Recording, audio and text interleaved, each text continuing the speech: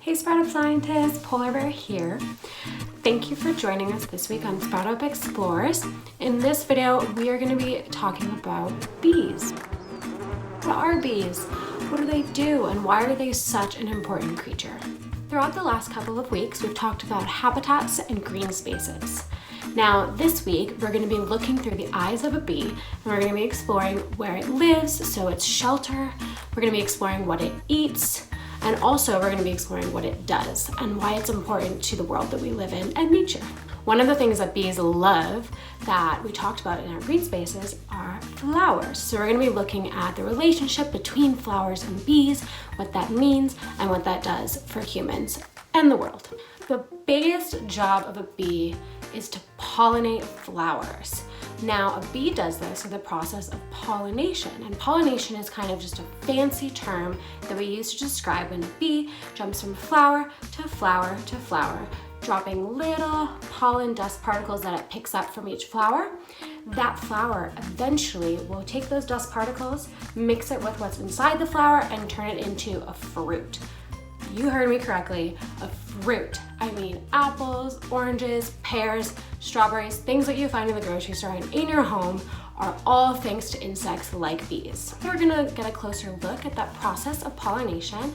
We're gonna see what happens when bees are close to flowers and what it looks like when they're buzzing around, why they're attracted to flowers. I have a flower right here and it's a beautiful bright purple. So a bee might see that with their little eyes and think, ooh, that looks good, it smells good, I'm gonna go to it, I'm gonna help pollinate that flower so it can turn into a fruit. We're also going to be looking closely at a bee's habitat, which is called a hive. And one of our correspondents is going to talk to you a little more about what a hive is, who lives in the hive, and what the hive produces. Now, a lot of you guys might already know, bees give us something very important called honey. Who doesn't love honey? It is so sweet, it's so great, but that honey is part of a bee's habitat, and we're going to explore that a little more later in this video. Now, get ready to hear from our Sprout Up correspondents, Goosey and Sunflower, who are going to show us what it's like to look through the eyes of a bee. Hi Sprout Up friends, my name is Sunflower. So, have you ever seen a bee before? Where do you normally see bees? I know I see bees a lot around flowers. And why is that? So there are two big reasons why bees go to flowers. One is because they're brightly colored and bees are attracted to them, and the other is because bees need nectar so that they can make honey. Now when a bee goes on a flower, the bees have these hairy little legs that pick up the pollen. So the hairs on their legs, when they crawl on the flower, pick up the pollen while they're getting their nectar. And then when the bee flies to another flower, the pollen that's on their legs gets onto the other flower, and that's pollination. So because the bees want nectar from flowers to make their honey, they're going from flower to flower and bringing the pollen to every flower. Now this is really important because flowers and other plants couldn't survive without pollination. They need it to be able to grow. So bees are super important. So here I am next to some flowers, and there's some pollination going on. There's some bees flying around and getting nectar from flowers. So pollination is super important because everything that we eat pretty much comes from bees. In fact, 1 out of every 3 bites of food is because of bees. So next time that you're eating an apple, make sure to thank a bee. That's good. Hi friends, my name is Goosey, and I'll be talking about a honeybee hive, the different types of bees in the honeybee colony, and about the delicious and sweet honey they make. The beehive traditionally looks like this.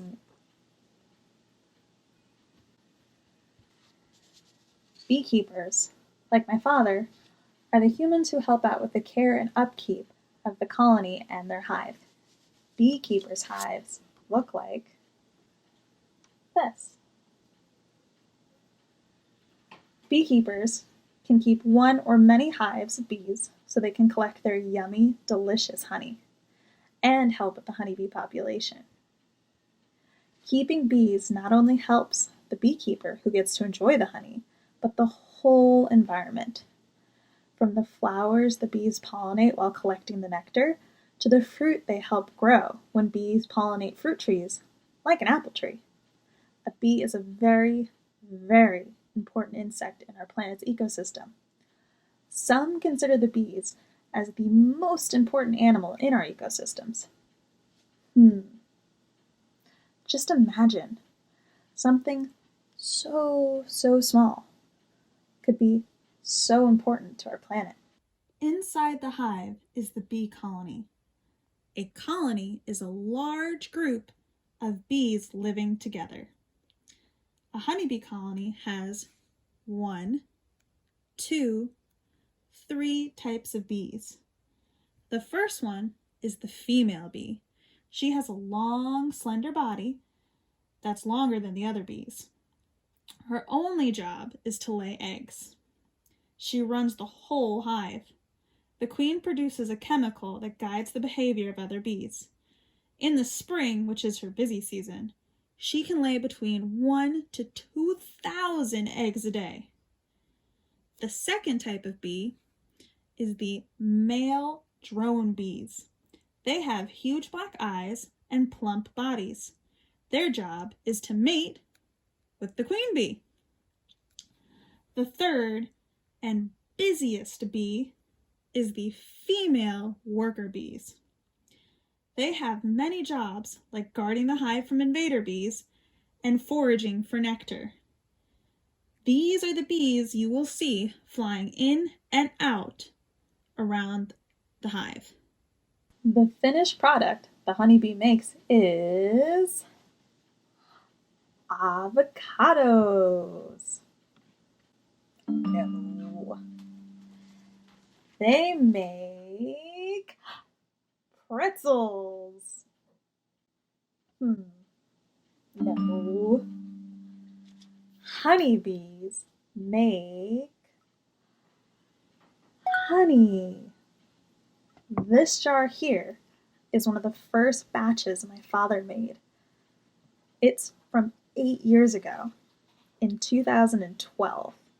A fun fact about honey is that it never goes bad.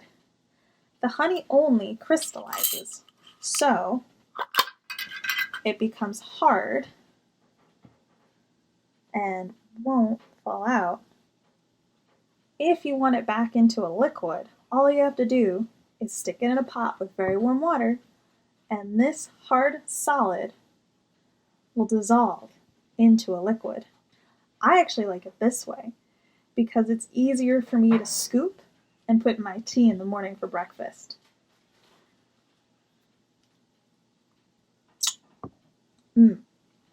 It's really delicious. Honey, like maple syrup, can come in different shades and colors depending on what type of flowers the bees collect the nectar from. This jar right here, as you can see, is really light in color. The nectar these bees collected were from a plant called mountain laurel mint. It's my favorite type of honey. Next, we'll go out and visit the hive. You will see the up close of what's inside the colony. And then we'll go see the hive and what it looks like with the bees inside. The metal fence that you're going to see around the beehive is called a bear fence. This helps keep the bears away from the delicious honey and keeps the bees safe. Now let's go outside and see Bobby the beekeeper and his hives. Come on. So, here are some examples of the colony inside our beehive. This one right here is a bee larvae that didn't fully form. This one, which you can't feel, but I'll feel for you, is very squishy. And you can actually see up here his eyes and the start of the formation of a honeybee. This larvae here is a little further formed because the color up top is darker, and you can see the eyes coming out is darker. And this is an example of a fully grown honeybee. Over here, this yellow part is part of the comb that the bees make on the different boards. And finally, here is a better visual example of a fully formed honey bee. This is Robert, the beekeeper. He's my father. Goosey back here. He's going to explain the different parts of how he keeps his hives. Bobby the beekeeper, this is my smoker that lets the bees know I'm coming to say hello to them. This is a hive. These are the lower deep bodies. In these two bigger boxes is where the queen and her 80 to 100,000 sisters live, and they develop baby bees called brood, and they collect pollen and bring in nectar to make honey. I just put this upper box on to give them some room as we enter spring, so they have a place to put more honey, either for Bobby the beekeeper and his friends, or for the bees to get through the winter. But this is the whole hive body. There's a screen bottom board that provides ventilation, and there's an inner cover board that gives them a sneak entrance through the top. Inside this hive, where the bees live,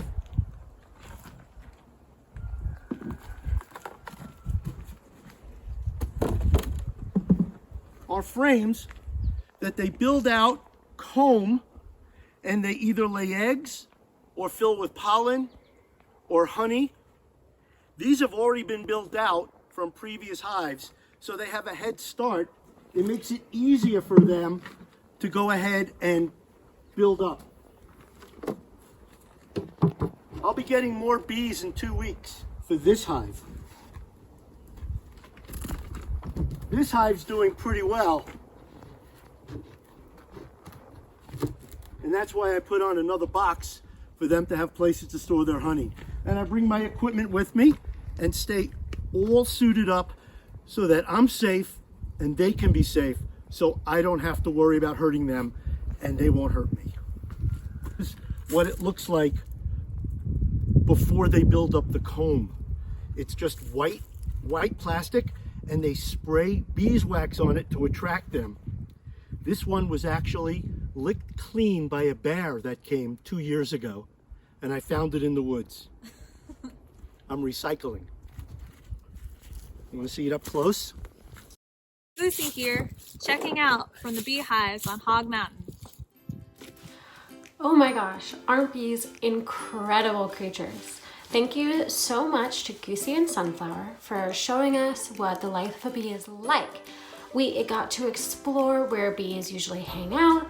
We got to explore the types of flowers that they might hang out around. We got to look closer at that process called pollination, where bees actually jump from flower to flower and are responsible for creating things like fruits that we as people love to enjoy. Not only do they help us to eat fruits, but they also produce honey. And honey is something that we as people also love to enjoy. Now, we got to look a little bit closer with Goosey at what a hive might look like, what types of bees might live there, what their relationships may be, and how sensitive and important that habitat is for the bees. So we know that a lot of you guys are inside, and summer's just around the corner. It's still a little bit chilly. We hope it warms up soon. And when it warms up, we will be happy, but the bees will also be very happy because flowers are gonna start to bloom. We're gonna start to see them outside. So if you want to take some time and just look outside your window, maybe peer around for some flowers or some plants that you think bees might be attracted to. They might like the bright colors of this like purple flower I have here. A bee might like that color. They also might like the smells of flowers. So if you want to do some research in your own time about types of flowers that bees really like, maybe think about what you in the future could plant maybe in your garden or an outdoor space or in your windowsill to attract more bees, to really help bring up those bee populations, because we want more bees, because we want fruit and we want flowers and we want nature to be healthy and happy. All right, Sprout Up scientists, thank you so much for joining us today. We had so much fun learning about bees with you all, and I hope that you guys can take away something new and share it with your grown-ups. Don't forget to check out our worksheets below in this video. We've got a fun sheet for you guys and some second nature activities that you can do with your grown-ups at home. We're now gonna close out this video by doing our signature props. So I wanna thank you guys for being such good listeners today. So here I am to give you props. Thank you guys again, and see you next week on Sprout Up Explores.